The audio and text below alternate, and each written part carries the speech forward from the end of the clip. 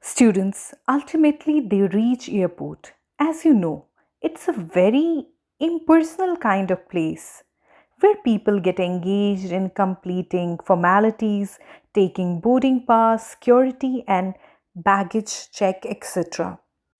As poets looks back to see her mother again, she's stuck with her appearance that her mother now signifies death, decay, and she's extremely pale and colorless. Though there is no mention in the poem whether the poet's mother is suffering from any fatal disease or anything, but we can read between the lines that maybe uh, poet's mother is coming towards the end of her journey, right? At this point, poet makes use of a very beautiful symbol. Poet compares her mother to late winter's moon. Traditionally in poetry, the winters and waning moon are symbols of approaching death, approaching of old age. As we know, winter's moon lacks luster and brightness. Similarly, poet's mother has lost the radiance and is now misted by age. The winter's moon that appears at the end of a year also symbolizes the ending state of mother's life. In between, we are left to ponder upon this. What will poet do now? Can she stay back? Can she let go her commitments and responsibilities? We are not made aware whether the poet has to rush back to a job or she has children or husband to take care of. Nonetheless, it's difficult that she cannot wait and she needs to go. At this moment, she feels old, familiar pain.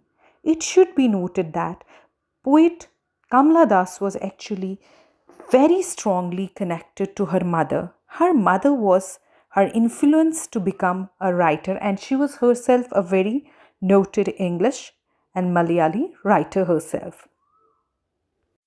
As she feels this old familiar ache, as young children, we are so scared to lose our mother, and this pain, this helplessness can be seen very well in young children when they see their mother is going away from them, or they cannot easily see their mother. She's in fact, even when mother is out of sight of a young children child, sorry, she was separate, maybe, or it can be the instance in her childhood where she was maybe separated from her mother for some time or a brief period of time, and she is again scared of losing her mother again. Childhood fear can be the fear of losing mother, getting separated from her, or that death will consume her mother. That can be one of the fears which the poet is talking here about. These lines are so loaded with meaning. She feels maybe if her mother is no longer there when she comes back next time to meet her, maybe she will lose her mother forever.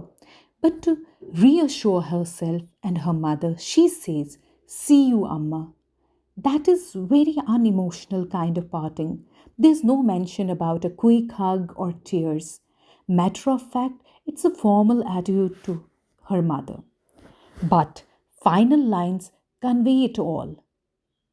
I did was smile and smile and smile.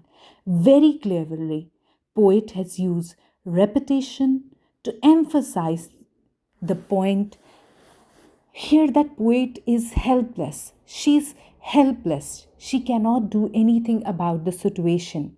She has to leave behind her mother with the hope that she can see her again. And then she knows that fear in her mind that maybe when she comes next time, her mother will not be there. It is more to reassure her mother. It still seems quite hollow and artificial at this point. The poet feels that maybe this is the last time that she is seeing her. She tries to hide her fear. She then says that she would soon see her mother again. She says so because she does not want to lose her mother. I'm sure reading of the poem and explanation has made it clear that it is a beautiful and touching poem, My Mother at 66. Thank you.